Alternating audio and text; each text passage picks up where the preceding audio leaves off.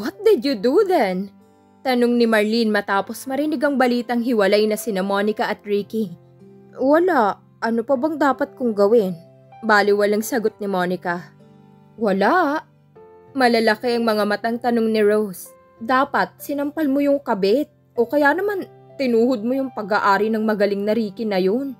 Napailing na lang si Monica. 2 linggo pa lang ang nakalilipas matapos niyang mahuli ang panloloko ni Ricky. Dapat nagmumukmok siya. Ganoon naman talaga ang kadalasang ginagawa ng mga taong sawi sa pag-ibig.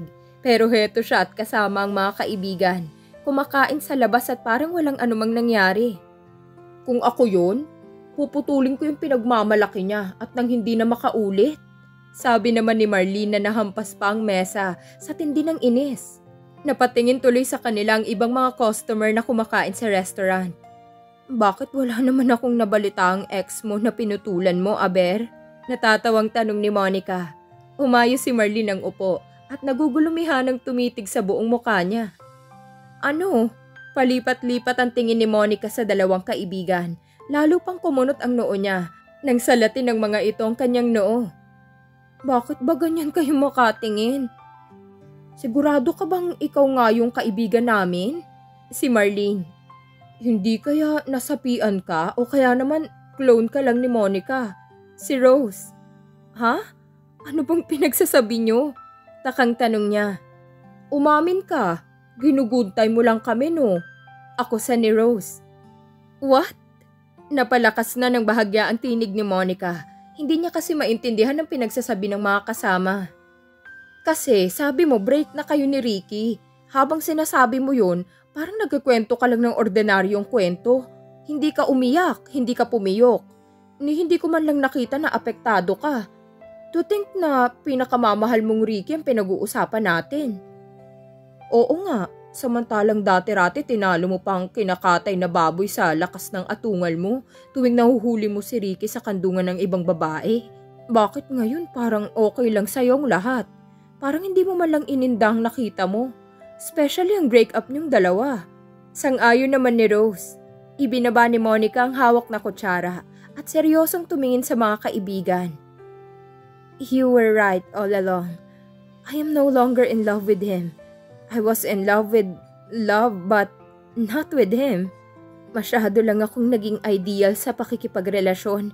Natatakot ako na baka wala ng lalaking magkagusto sa akin after Ricky. Natakot akong baka wala nang dumating na lalaki para sa akin. And? At mali ako. Hindi pa katapusan ng mundo. Hindi ko ikamamatay kung mawala man si Ricky sa buhay ko. Dapat pa nga ako magpasalamat because he taught me how to be strong. And that I was too, para magpakahibang sa kanya. Dapat nga matagal ko na siyang hiniwalayan. Dapat nakinig ako sa inyong 2. Dapat noon pa natauhan na ako at hindi nagpakatanga sa kanya. You don't seem Nagmahal ka lang talaga ng maling tao. Ngumiti si Monica sa sinabi ni Marlene. Kahit naman kasi numero 1 itong galit sa katangahan niya, ay hindi naman ito nakalimot na unawain siya. Silang 2 ni Rose ang ultimate best friends niya. Sa hirap at ginhawa, loveless man o in love siya. And? Pang-ilang tanong na yun ni Rose. And what? Sabi mo, natatakot ka na baka wala ng lalaking magkagusto sa'yo. Na baka wala ng lalaking dumating para sa'yo. So tell me, kaya ka ba natauhan dahil may nakilala kang iba? Is it because of Jimwell? Natahimik si Monica. Hindi masalubong ang tingin ng kaharap. Dapat niya bang sabihin sa mga ito ang gumugulo sa kanyang isipan? Aaminin ba niyang malaking bahagi ng desisyon niya si Jim? Hindi ba masyado pang maaga para doon? Baka naman nadadala lang siya ng emosyon dahil sa katatapos lamang na relasyon. Baka naman tama ang isang libro na nabasa niya, na isa raw sa nangyayari after ng breakup ay ang pagiging in denial. Ang isang tao raw na dumaan sa isang hiwalayan ay nagde-deny na labis na nasaktan. In denial and then depression. Yun nga kaya ang dahilan kung bakit tila baliwala lang sa kanyang breakup nila ni Ricky. Hindi niya lang ba matanggap ang nangyari kaya walang pumatak ni isang luha sa kanyang mga mata? Nang magpaalam si Rose na may pupuntahan pa, ay nagpasya silang lisanin ng lugar. Sabay-sabay na silang lumabas ng restaurant. Nagkanya-kanya na lang sila nang makarating sa parking lot. Buong maghapon ay laman ng isip ni Monica ang napag-usapan nilang magkakaibigan at ginugulo niyon ang kanyang utak. Siya man ay labis na nagtataka sa naging reaksyon niya. Bakit nga ba parang baliwala na lang sa kanyang break-up? Kung in denial lang siya, bakit hindi naman ganoon ang kanyang pakiramdam? Imposible namang in love na siya kay Jim. Masyado namang mabilis ang pangyayari. 2 beses pa lang silang nagkakasama. Hindi pa nila masyadong kilala ang isa't isa.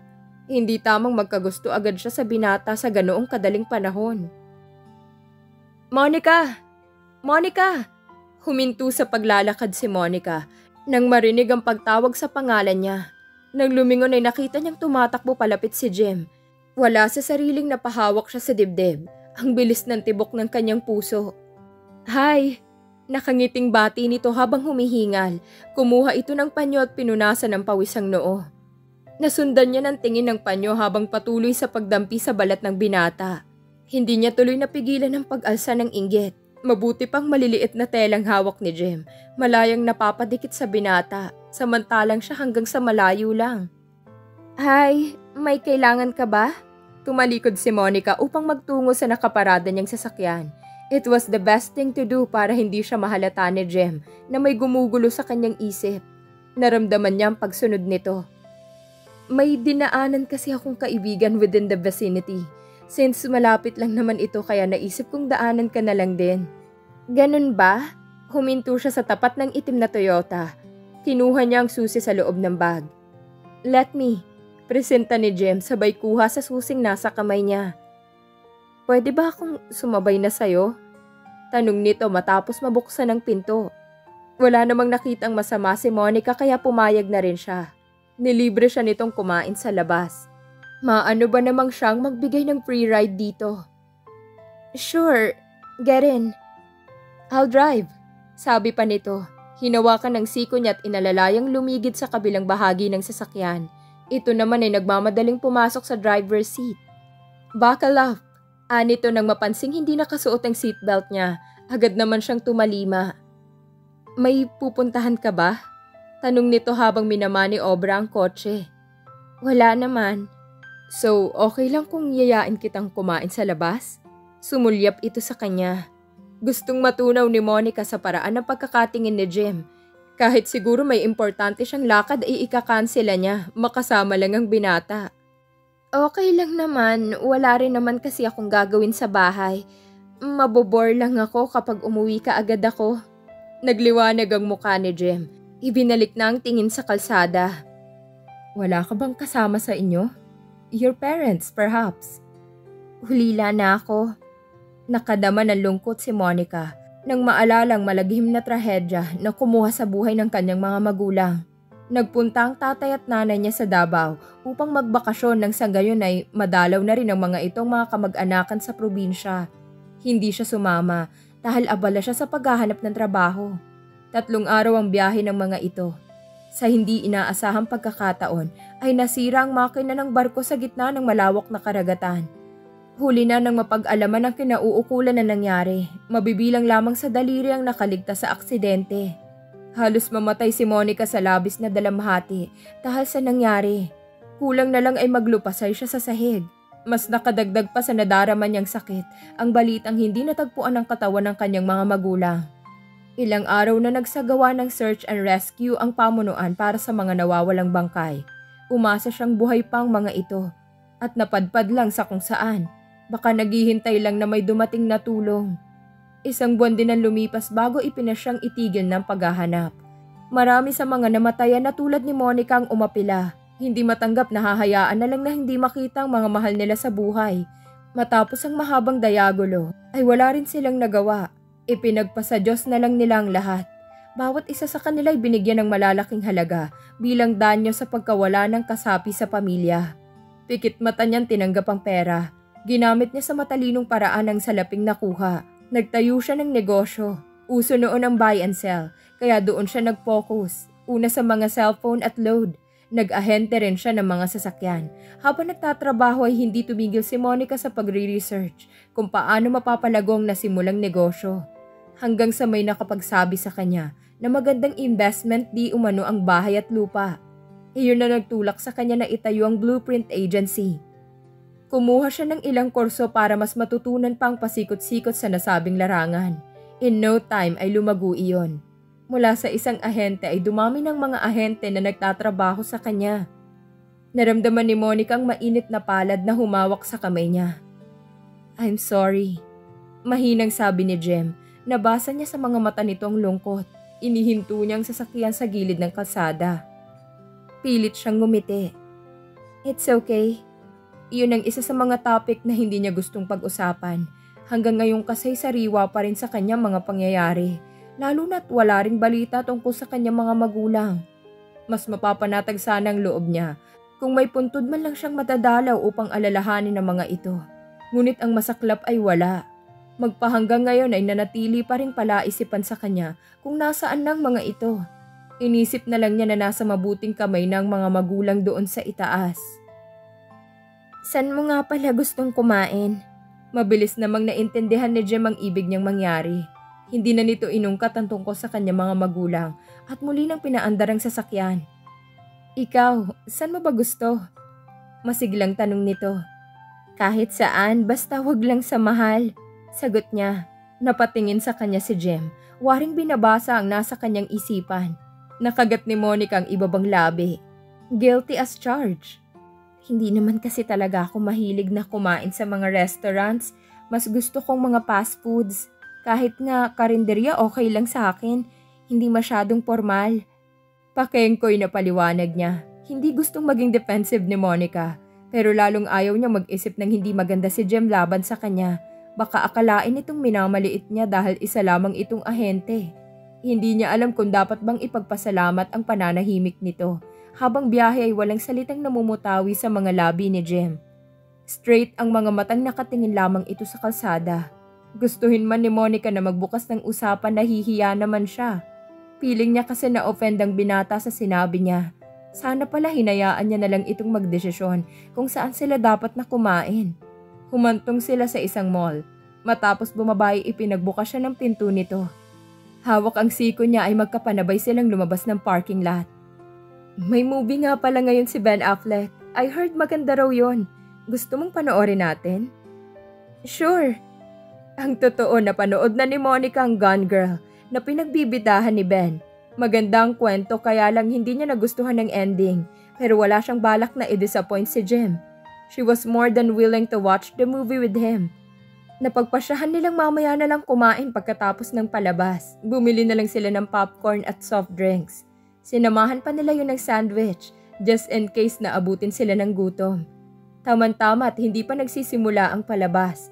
Maliwanag pa sa loob ng sinihan na pumasok sila. Sa dulong bahagi sila pumwesto. Hindi karamihan ang nakaupo roon. Magkatabi silang naupo.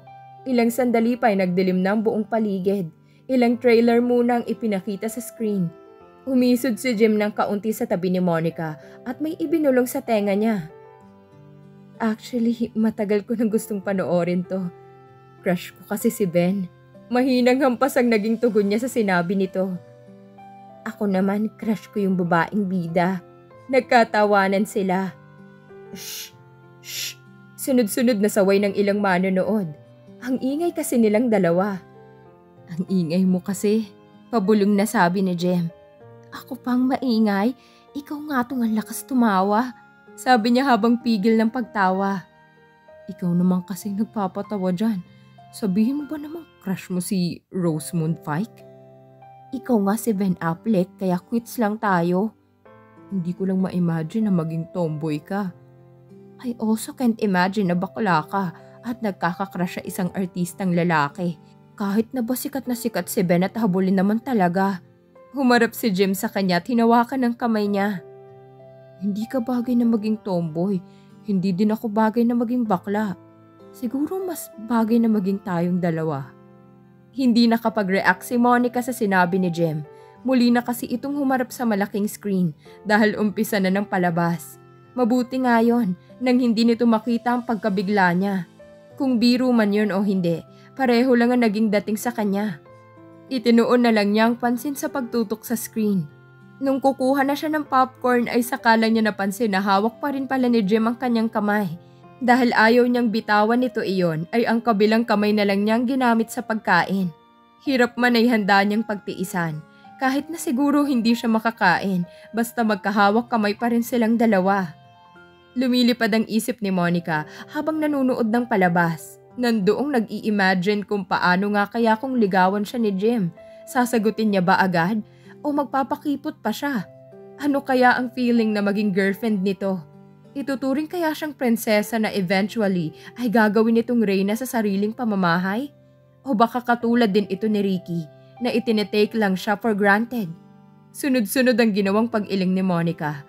Hindi naman yata. Malaki ang pagkakaiba ng personalidad ng dalawang lalaki. Sa tingin niya magiging mabuting boyfriend at asawa si Jim sa kanya. Sa naisip ay napalingon siya sa katabi. Sakto namang nakatingin din ang binata sa kanya. Tanging liwanag lang na nagmumula sa malaking screen ang nagsisilbing ilaw nila. Kitang-kita ni Monica ang tila nagniningning na mga mata nito habang nakatingin sa kanya. Hindi niya sigurado kung sinong lumapit sa kanino. Basta naramdaman na lang niya na magkalapat ng mga labi nilang dalawa. Sapo na rin ni Jim ang batok niya. Ang kamay naman niya ay nakahawak sa mga balikat nito. Tinugon niya ang bawat galaw ng bibig ni Jim. Huwaring meron silang kompetisyon at ayaw niya magpatalo. Nawala sa isip ni Monica na orasan ng halik na pinagsaluhan nila. Basta ang alam niya matagal yun sa karaniwan. Ilang beses na siyang nahalikan ni Ricky. Pero hindi niya alam kung bakit may ibang dating sa kanyang halik na pinagsaluhan nila ni Jim. Pakiramdam niya yun ang first kiss ever niya. May dulot na kilig na matagal niya nang hindi nadadama tuwing si Ricky ang kanyang kahalikan. She felt like there was magic in that kiss. She must be dreaming. Dahil nang pumikit siya ay may nakita pa siyang spark sa gitna ng kadiliman. Nang maghiwalay ang kanilang mga labi ay agad siyang nagyuko ng ulo. Hindi niya masalubong ang tingin ng binata. Mabuti na lang at kulang sa liwanag ang sinihan kaya hindi nito nakitang pamumula ng buong mukha niya. But she was damn sure that she was blushing. Like a frothish innocent. Walang narinig na salita si Monica mula kay Jim. Pero naramdaman niyang marahang pagpisil nito sa kamay niya. Hanggang sa natapos na ang palabas ay hindi na sila nag-usap. Magkahawak kamay silang lumabas ng sinihan. Dinala siya nito sa KFC. Okay lang ba kung dito na lang uli tayo? Okay naman, my favorite place. Nakangiting sagot niya. At dito na po muna nagtatapos ang kabanata ng ating kwento. Please like, share, subscribe for more updates. Maraming salamat po.